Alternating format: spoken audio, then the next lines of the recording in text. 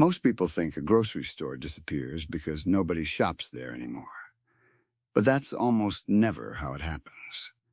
Long before the lights go out, long before the shelves sit empty, long before the bankruptcy headlines, the warning signs have already been there. A few products quietly disappear. The checkout lines get shorter.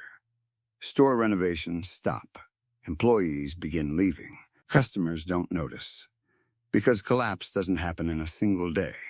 It happens one decision, one bad investment, one missed opportunity at a time.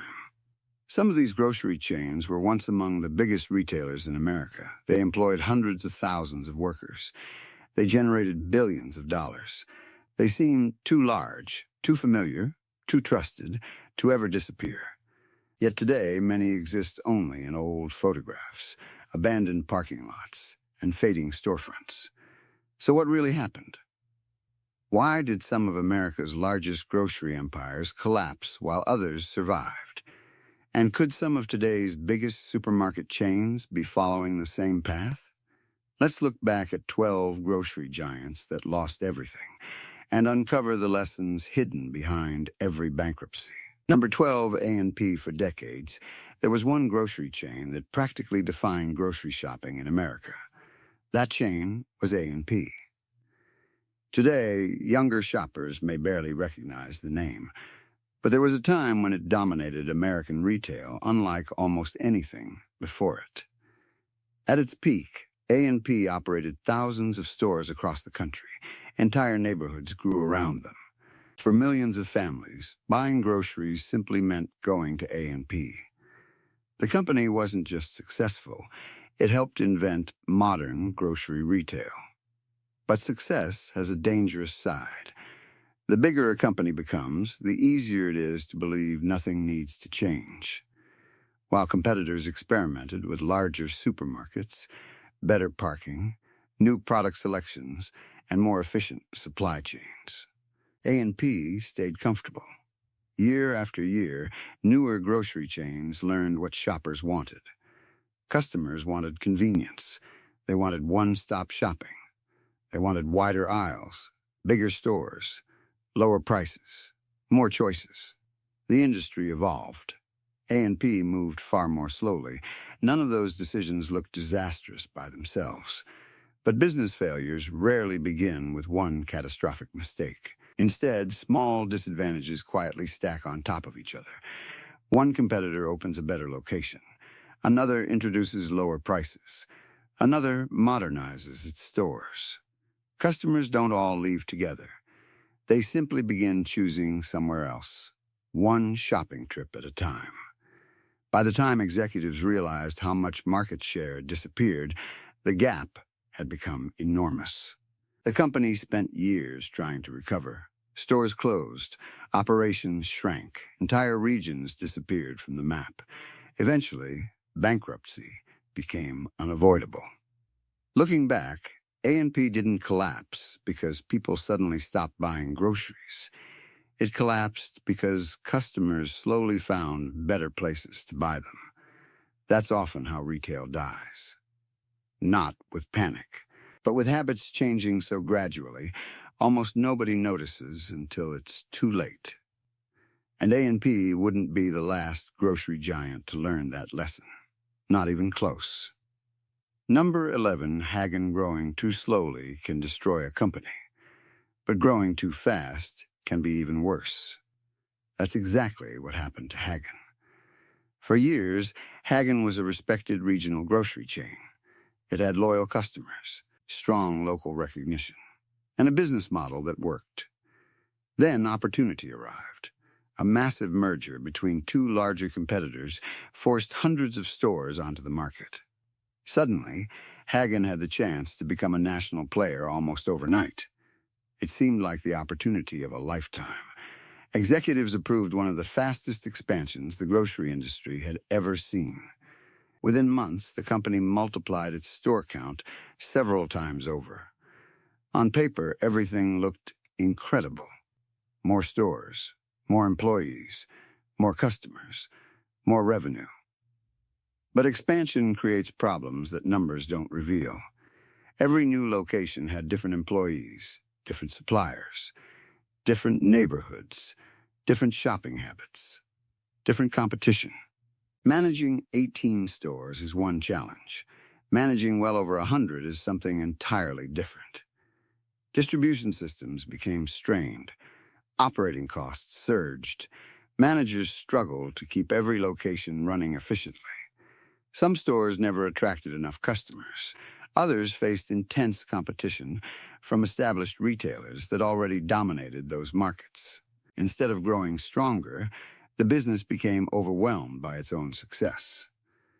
Less than a year after its massive expansion, Hagen filed for bankruptcy. Many stores were sold. Others returned to previous owners. The empire that had expanded at breathtaking speed collapsed almost as quickly. Growth sounds exciting. Investors celebrate it. Headlines praise it. But uncontrolled growth can become one of the most expensive mistakes a business ever makes. Sometimes, the fastest way to fail is by trying to grow faster than your business can actually handle. And the next company proves something even more surprising. Sometimes, customers don't even realize a grocery chain is dying. Number 10, Marsh supermarkets walk into a grocery store. Bright produce, fresh bread, fully stocked shelves, busy checkout lanes. Everything appears perfectly normal. Now imagine learning that same store is only weeks away from disappearing forever. That was the reality for thousands of Marsh customers. For generations, Marsh had earned a reputation as a dependable neighborhood supermarket. Families shopped there every week. Employees knew customers by name. Children who visited with their parents eventually brought their own families back years later. From the outside, nothing seemed broken. But appearances rarely tell the whole story. Running a grocery chain requires far more than filling shelves. Every store carries enormous expenses: transportation, utilities, employee wages, equipment, property leases, inventory, debt. Those costs continue rising whether sales increase or not. Customers rarely see those numbers. They only see clean aisles and stocked shelves. Behind the scenes, financial pressure continued building. Margins became thinner. Competition intensified. Costs kept climbing. Eventually, the company reached a point where everyday operations simply weren't enough to keep the business alive. When bankruptcy arrived, many shoppers were shocked, not because the stores looked abandoned, but because they looked completely ordinary. Employees continued greeting customers. Cashiers continued scanning groceries. Stock clerks continued filling shelves. Until suddenly, liquidation signs appeared. One by one, locations closed. Parking lots emptied. Buildings that once welcomed thousands of shoppers every week became silent reminders of what had once been. Marsh teaches an uncomfortable lesson. A healthy-looking store doesn't always mean a healthy company. Sometimes, the biggest problems are completely invisible, and the next grocery chain proves something even stranger. A company can survive bankruptcy, yet still slowly disappear. Number 9, Winn-Dixie bankruptcy isn't always the end of the story. Sometimes, it's only the beginning. Few grocery chains demonstrate that better than Winn-Dixie. Across the American South, the brand became part of everyday life. Entire generations grew up shopping there. Weekend grocery trips became family traditions. The neighborhood butcher knew regular customers. Bakery employees recognized familiar faces. The stores felt less like businesses and more like part of the community. Then, financial trouble arrived. The company entered bankruptcy protection. Yet something unusual happened. The stores stayed open. Customers kept shopping. Employees kept working. From the outside, it looked as though nothing had changed. But inside, the business was transforming. Stores closed quietly. Costs were reduced. assets were sold. Operations became leaner. The company survived. But survival came with sacrifices.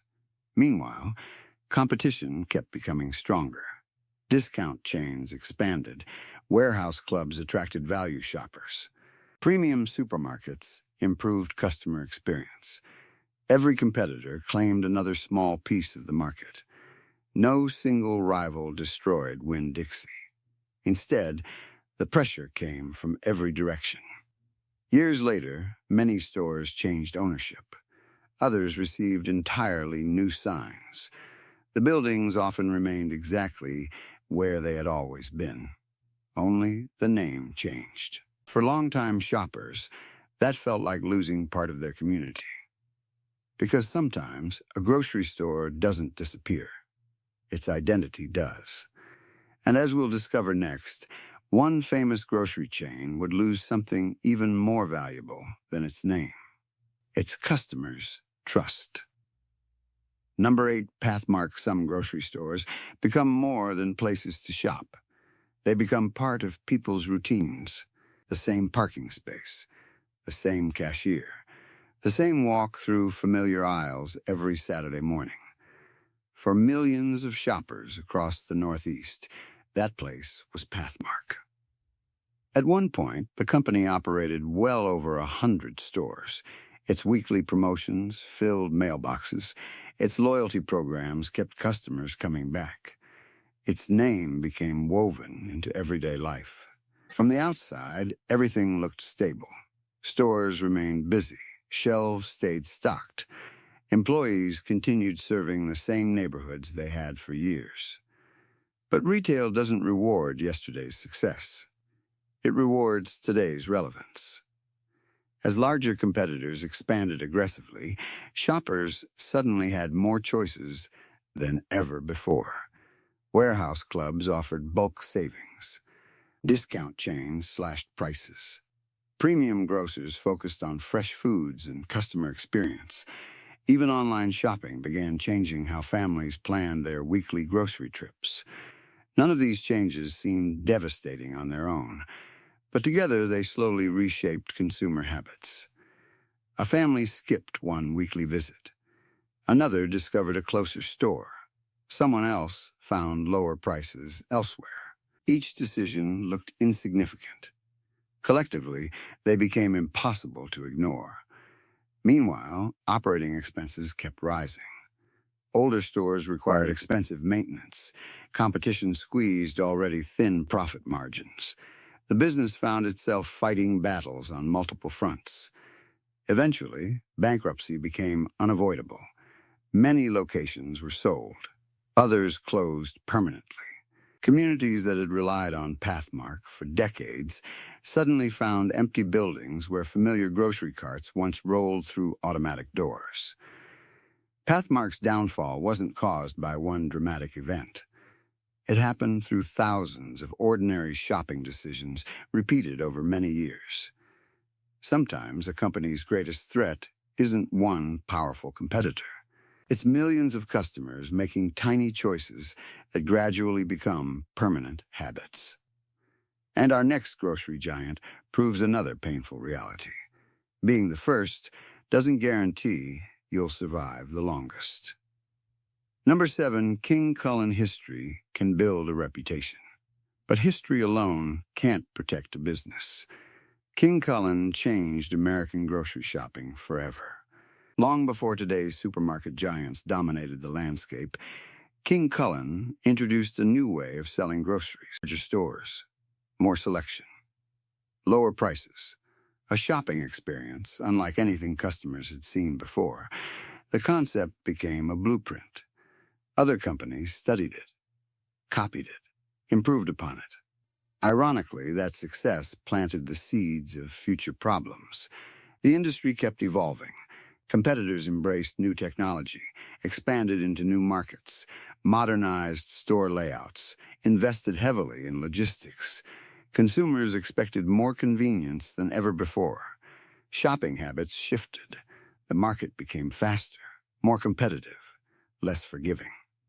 Meanwhile, many legacy retailers struggled to keep pace. The challenge wasn't simply attracting customers. It was convincing younger generations to build entirely new shopping habits around an older brand. That's far more difficult than keeping longtime shoppers loyal. As financial pressure increased, restructuring became necessary.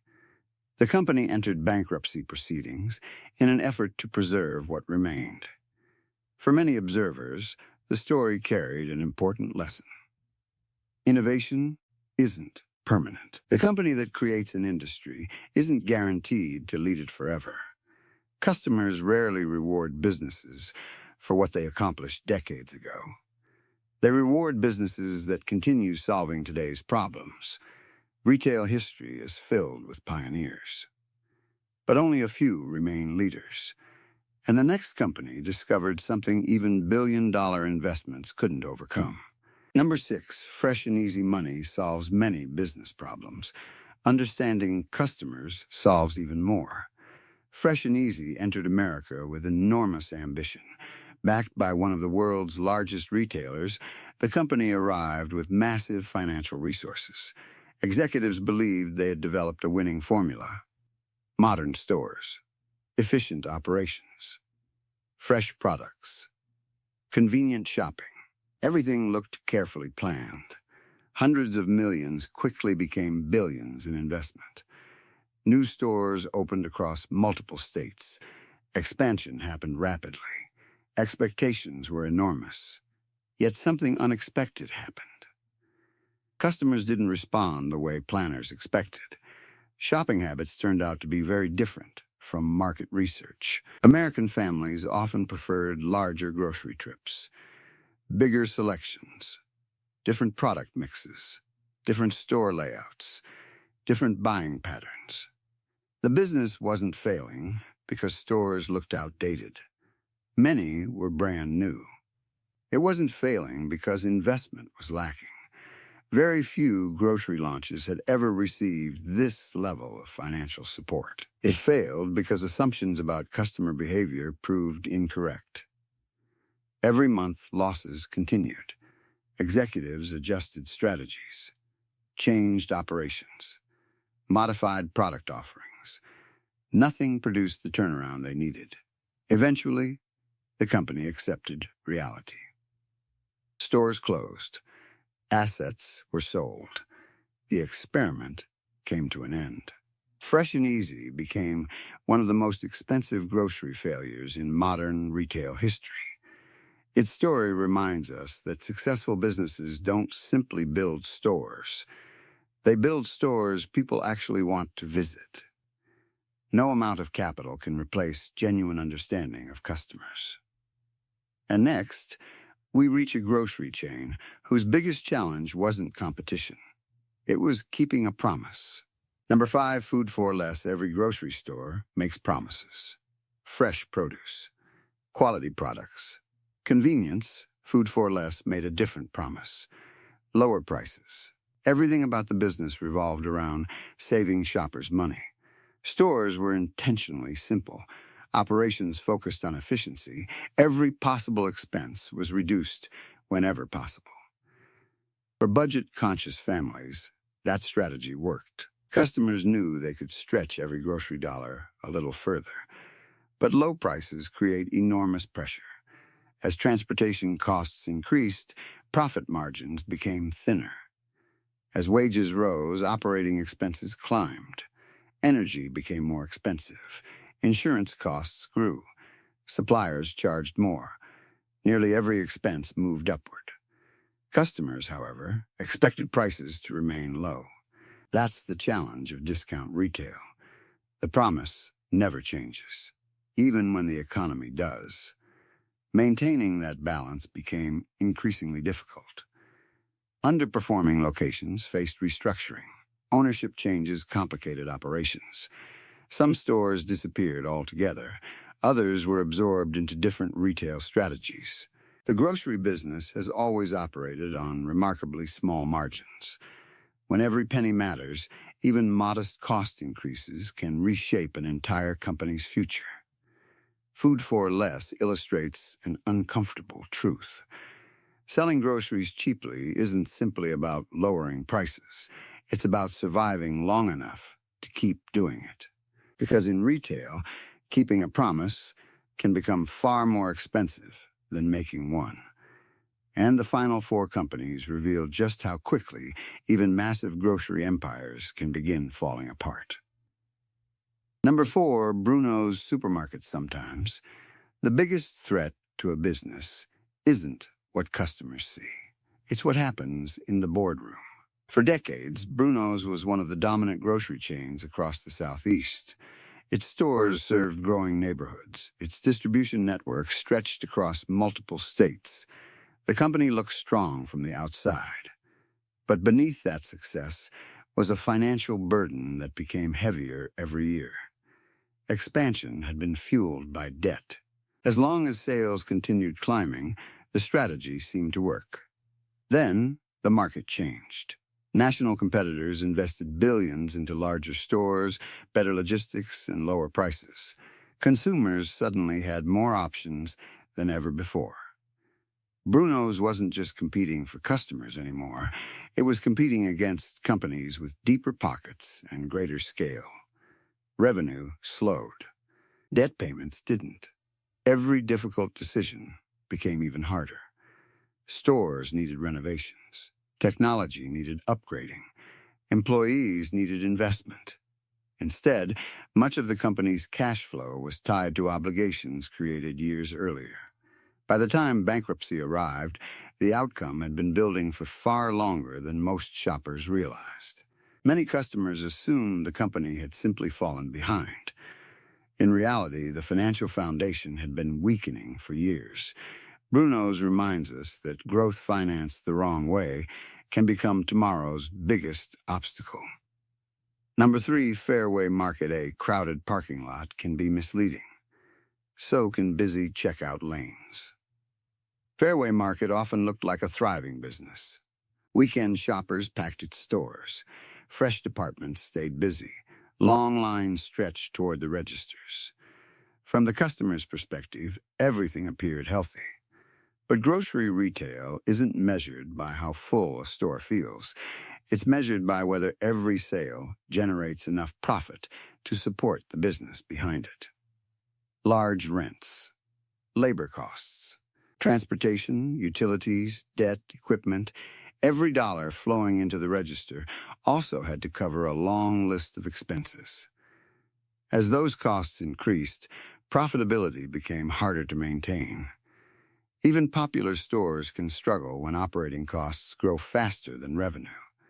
Eventually, restructuring became unavoidable. Some locations found new owners. Others closed permanently. The surprising part wasn't that Fairway filed for bankruptcy. It was that many loyal customers never saw it coming. Their favorite grocery store looked exactly the same, until one day it wasn't there anymore. Number 2, buy low loyalty is one of the most valuable assets any retailer can have. But loyalty has limits. Bilo spent decades building strong relationships with families throughout the Southeast. Customers trusted the brand. Employees became familiar faces. Shopping there became routine. Yet routines can change. A new competitor opens closer to home. Another offers lower prices. Someone else introduces faster checkout or online pickup. None of these changes seem significant alone. Together, they reshape consumer behavior. Bilo attempted to adapt through acquisitions and restructuring. The company became part of larger organizations designed to compete on a broader scale. But size alone couldn't solve every challenge. Maintaining hundreds of stores required enormous resources. Keeping each location competitive required continuous investment. As financial pressure increased, difficult decisions followed. Stores closed. Brands merged. Communities slowly watched familiar signs disappear. The lesson wasn't that Bilo lacked loyal customers. The lesson was that loyalty must continually be earned. Past success never guarantees future survival.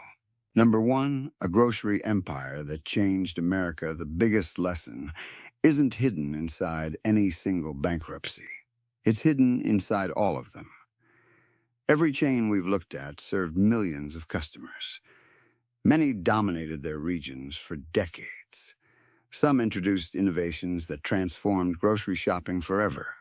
Others became household names recognized across entire generations. Yet despite their different stories, they all shared something in common. None believed decline would happen to them.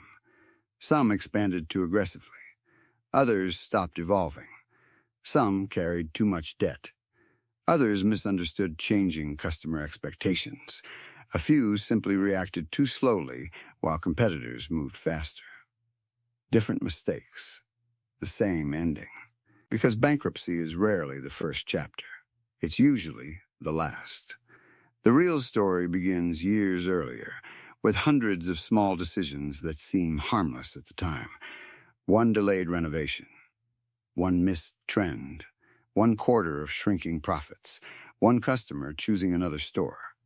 Repeated often enough, those small moments become a pattern. And patterns eventually become outcomes. Today's grocery industry looks very different from the one these companies once knew. Online shopping continues to grow. Automation is changing operations. Consumers expect greater convenience than ever before. Retailers must adapt faster than at any point in history. The companies that survive won't necessarily be the biggest. They'll be the ones that continue evolving alongside their customers. Because history has shown one lesson again and again. No grocery chain is too famous to fail. No company is too large to disappear. And no brand is guaranteed tomorrow simply because it dominated yesterday. The empty buildings left behind by these grocery chains aren't just reminders of businesses that disappeared. They're reminders of how quickly an industry can change. Every abandoned supermarket once welcomed thousands of shoppers. Every dark parking lot was once full. Every faded sign represented jobs, families, and communities that depended on those stores. While the names may be gone, the lessons remain surprisingly relevant. The next time you walk into your local supermarket, take a closer look. Retail history suggests that the biggest warning signs rarely make headlines when they first appear. They begin quietly, and by the time everyone notices, the story has often already reached its final chapter. If you enjoyed this deep dive into retail history, let me know which bankrupt grocery chain you remember shopping at, and which vanished before you even realized it was gone. Thanks for watching, and I'll see you in the next video.